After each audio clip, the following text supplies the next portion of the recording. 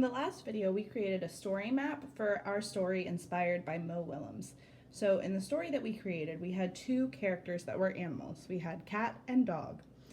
In the beginning of the story, they want to bake a cake, but there's a problem, and the cake is flat. But the solution in the end is that they have pancakes. So I looked through Mo Willems' book that we read, Are You Ready to Play Outside? And I thought about how he uses talk bubbles and how he tells a story. I thought about how he uses all capital letters when somebody is yelling.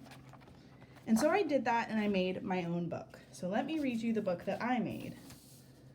This book is called Cat and Dog Bake a Cake. And I made sure to put my name on it, by Miss Solly. So these are my characters. Here's Dog, and here's Cat, and here's the cake that they are going to make together. So to make this book, I just took two pieces of paper and I put them on top of each other and then I folded them in half. So that is how I made my book. If you want to make your book bigger than that, just add more pieces of paper. So on the first page of my book, they said, "Let's bake a cake." And Cat said, "Okay." So we said that the book would be in the kitchen. It was set in the kitchen, so I drew an oven to show where it is. So this is a thought bubble.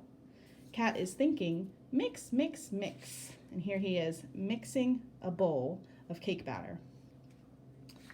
On the next page, Dog says, "This smells good." And we see our oven, and it looks like there's lots of nice, yummy smells coming out of the oven. They're really excited about their cake. Dog says, "Cat, why is it flat?" There's their flat cake. Something happened to it. Cat is thinking, he's got a question mark. He says, I don't know. He's confused by that little flat cake. On the very last page of the book, they're both talking, so this talk bubble is pointing to both of them, and they're excited. So they've got some lines coming out of them to show how excited they are. They might even be jumping up and down. And in all capital letters, they said, "Pancakes!" The end. So that is how I turned my story map into an actual book. So my challenge for you guys this week is to make your own story map of a story that you've come up with some animal characters. And then once you've come up with your story, turn it into a book. Make sure that your book has speech bubbles and animals. Make sure that there is a problem that happens in your book. Like my problem was that the pancakes were flat. But make sure that there is an ending to the book. So in the end of my book, they were able to have pancakes.